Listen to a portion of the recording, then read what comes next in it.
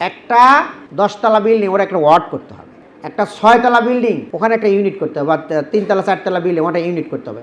এরকম এমন কোনো ফ্ল্যাট থাকবে না যেখানে জামাতের পুরুষ কর্মী মহিলা কর্মী থাকবে না, হয় পুরুষ নাহলে মহিলা নাহলে শিবির, একটা থাকতেই হবে। প্রত্যেকটা বাড়ি থেকে যেন নারায়ে তাকবীরের স্লোগান দেওয়ার মতো পরিবেশ তৈরি করতে পারি, তাহলে আগামী দিনে কোনো ভোট ডাকাত কোনো ষড়যন্ত্র করে আর কুলকেরা করতে পারবে না ইনশাআল্লাহ। আসসালামু আলাইকুম ওয়া রাহমাতুল্লাহি ওয়া বারাকাতুহু। মহান রাব্বুল আলামিনের দরবারে শুকরিয়া আদায় করছি, যার অশেষ মেহেরবানিতে একটি বছর পরে আমরা আবার মাহে রমজানকে পেলাম। এই রমজান মাসে মানুষের মনটা খুব নরম থাকে, ঠিক আছে, মানুষের মনটা নরম থাকে। এই সময় দাওয়াতি কাজের রেজাল্টটা ভালো পাওয়া যায়। বিশেষ করে আমরা যে ইলেকশন করতে গিয়ে অনেক লোকের সাথে পরিচয় হয়েছে, অনেক নতুন নতুন লোক আমরা পেয়েছি। ভোট চাইতে গিয়ে কর্মী পাওয়া গেছে, তাই না? ভোট চাইতে গিয়ে সুদী পাওয়া গেছে, অনেক বরকত। এই লোকগুলোকে আমরা কি করব? আমাদের নোটে নিয়ে আসতে হবে। নোটে নিয়ে এসে এই রমজানে তাদেরকে আমরা বিভিন্ন প্রশিক্ষণ, আজকে যেমন গণটিএস, তাই না, এখানে মিক্সচার রোকন আছেন, কর্মী আছেন, সুদী শুভাকাঙ্ক্ষী সব রকম আছে না?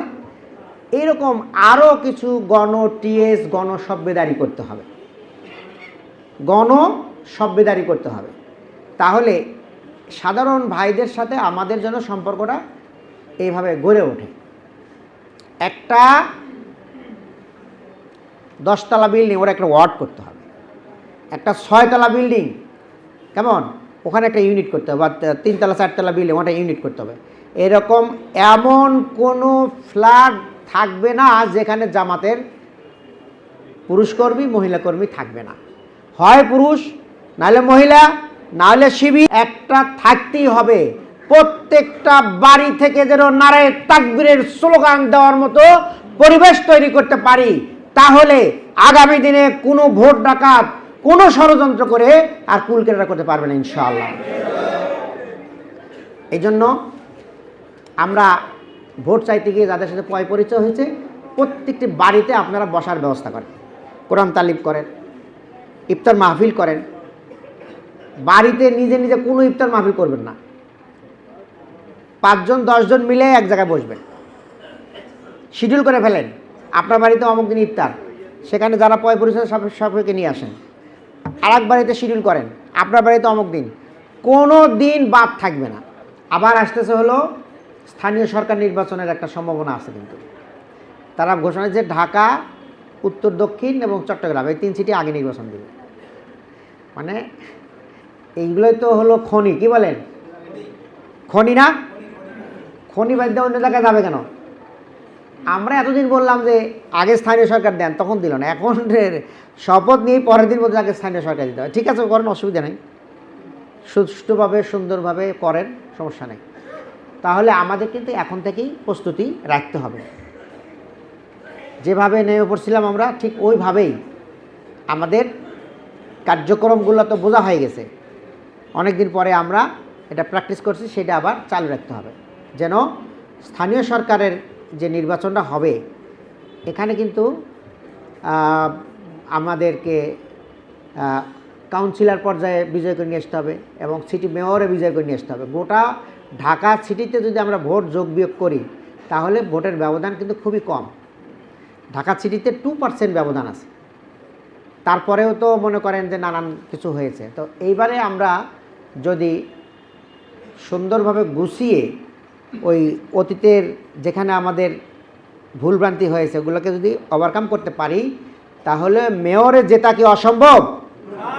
ইনশাআল্লাহ, আল্লাহর রহমত থাকলে আর আমরা যদি দৃঢ়ভাবে কদম মজবুত করে দাঁড়াইতে পারি, তাহলে এইটা আমাদের জন্য অসম্ভব কিছু নয়, আমরা জিতেও আসতে পারি ইনশাআল্লাহ। আমরা যে জমিন থেকে আমরা যে জান্নাতে যাব, তাই একটা সিঁড়ি দরকার। তা আমরা কি করব? একটা সিঁড়ি আপনাকে তালাশ করে দেব। এইটা হলো সিঁড়ি। সিঁড়ির প্রথম ধাপে নিয়ে আপনাকে দাঁড় করায় দেব।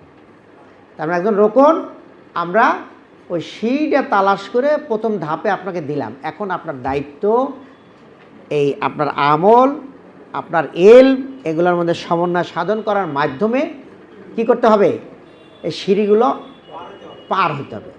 পার হয়ে জমিন থেকে আপনার জান্নাতে প্রবেশ করতে হবে। এই জন্য আমরা বলি যে আপনারা যারা সহযোগী তারা কর্মী হবেন, কর্মী থেকে রোকন হবেন। এটা কি কঠিন হবে ভাই? কঠিন হবে না। তাহলে এই কার্যক্রমটাও আমরা চালু রাখবো ইনশাল্লাহ। স্থানীয় সরকার নির্বাচন ঘোষণা আসুক তখন আবার ওই লাইনে যাব। তার আগ পর্যন্ত আমরা মান উন্নয়নের জন্য কাজ করে যাব। কি পারা যাবে? ইনশাআল্লাহ। এই রমজান মাসে অনেক মানুষ জাকাত দেয়, জাকাত দেয় না? তো এই জাকাতগুলো যদি আমরা কালেকশন করতে পারি তাহলে এই জাকাতের এই ফান্ড থেকে আমরা জাকাত যেসব খাতে ব্যয় করতে হয়, যেমন মনে করেন যে ছিন্নমূল শিশুদের জন্য আমাদের শিক্ষা কার্যক্রম আছে, আমাদের স্বাস্থ্যসেবা আছে, আমাদের আত্মকর্মসংস্থানের জন্য আমরা কাজ করি। কেমন আমরা করোনার পরে অনেক মহিলাদেরকে সেলাই মেশিন প্রশিক্ষণ দিয়েছি, এরপরে সেলাই মেশিন দিয়েছি, এরপরে তাদের কিছু পুঁজি দিয়েছি যাতে কাপড় কিনে সেইটাকে ড্রেস তৈরি করে বাজারে বিক্রি করতে পারে। এই ধরনের কার্যক্রম আমাদের আছে। আমরা ভ্যান রিক্সা দিয়েছি, আমরা জুস বানানোর ছোট মেশিন দিয়েছি। কেমন তারপরে হলো পানের দোকান দিয়ে দিছি, বিভিন্ন মুদির দোকানে যাদের পুঁজির কারণে ব্যবসা চালাইতে পারছে না তাদের কিছু পুঁজি আমরা কর্জে হাসানা দিয়েছি। এইভাবে আমরা আত্মকর্মসংস্থানের জন্য কাজ করেছি। তাহলে আগামীতে এই কাজকে বর্ধিত কলেবরে নেওয়ার জন্য আমাদের ফান্ড রাইজ করা দরকার। এজন্য আমরা এই জাকাতের এই মৌসুমে জন্য আমরা জাকাত আদায় করি। অনেক মানুষ জাকাত দেয়, অনেক টাকা জাকাত দেয়। একটু ধরে ধরে আপনাদের আশেপাশে যারা আছে তাদেরকে আমরা এগুলো করার মাধ্যমে আমাদের ফান্ডটাকে রাইজ করব। প্রিয় ভাইয়েরা, বাংলাদেশের মানুষ ইতিমধ্যেই তারা যে ধরনের মনের অভিব্যক্তি ব্যক্ত করেছে, যে বিভিন্ন দলগুলোকে তো আমরা দেখেছি, এখন সর্বশেষ তারা জামাতের প্রতি আস্থা রেখেছে। আপনারা যখন নির্বাচনের আগের দিন ট্রেন, লঞ্চ, স্টিমারে দেখেছেন কেমন করে মানুষ যাচ্ছে এবং স্লোগান দিতে যাচ্ছে, এটা কিন্তু আপনার তৃণমূল থেকে শুরু করে সচিব, জাস্টিস পর্যন্ত মানুষের সবার মধ্যে এই ধরনের অভিব্যক্তি। এই যে মানুষের অভিব্যক্তিটা সৃষ্টি হয়েছে জামাতের প্রতি, আমরা এই আস্থাকে ধরে রাখতে চাই। কি বলেন আপনারা? তারা জোর করে কিছু সিট আমাদের হারাই দিয়েছে। হয়তো এবারেই আমরা ক্ষমতায় আল্লাহ আমাদেরকে দিতে পারত, কিন্তু হয়তো আল্লাহ এখানে কোনো কল্যাণ আছে, আমরা এগুলো ওভারকাম করতে পারি নাই। অন্ততপক্ষে এটা হলো যে বিরোধী দলীয় নেতা হিসাবে স্বীকৃতি। গতকালকে যখন প্রেসিডেন্ট, প্রধানমন্ত্রী শহীদ মিনারে গেছে, তার পরপরই নাম আসছে, তৃতীয় ব্যক্তির নাম আসছে বিরোধী দলীয় নেতা। ঠিক আছে? তাহলে এটা যে রাষ্ট্রীয়ভাবে স্বীকৃতি, এর মাধ্যমে জনগণ আমাদেরকে দেখবে যে আমরা কিভাবে সরকারকে গাইড করতেছি, সমালোচনা করতেছি, ধরতেছি, এগুলো জনগণ দেখবে। আর আমাদের এমপিদের যে কার্যক্রম, তাদের সততা, স্বচ্ছতা, এগুলোও দেখবে।